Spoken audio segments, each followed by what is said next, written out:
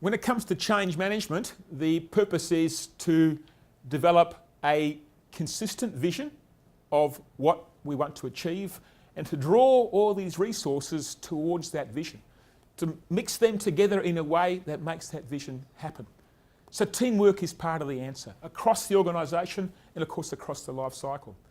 Barriers, here are the barriers. I've done this way for 30 years. Well, you've been wrong for 30 years too. Change to plant and equipment wellness causes cognitive dissonance. Cognitive dissonance is my brain doesn't accept what I see.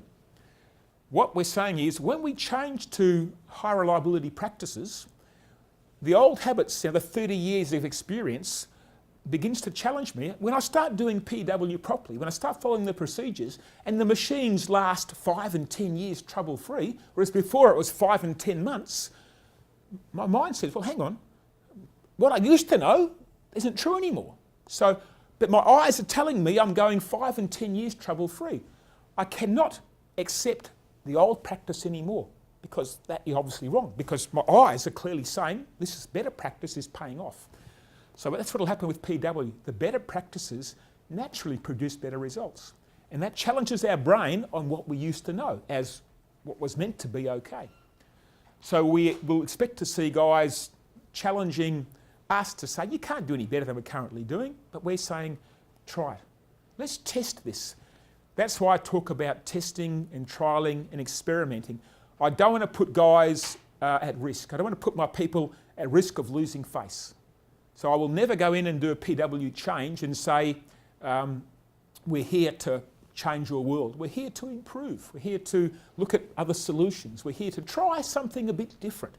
So we remove this fear and make it an interesting idea. Oh, okay, let's do a little trial period. Let's take this worst performing machine, or let's go to a small site and test it on a small site.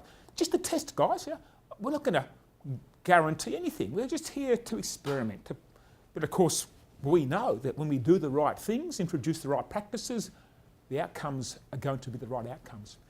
So yeah, it's all about being fair with people, understanding they are people, they're human beings. How would I like to be treated in a situation of change? I would like to know why we're doing it, like to know who's going to be involved, like to know what I will get out of this change, how long will it take, how will it affect my family, how will it affect my career. I've got to have all those answers. It's not fair to go in and make a change without those answers.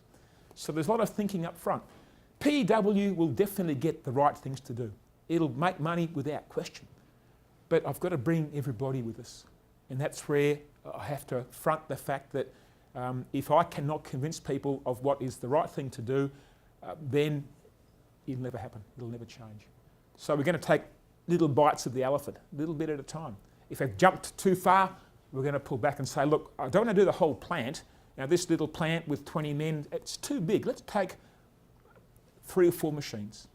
Pull back so we get success easily.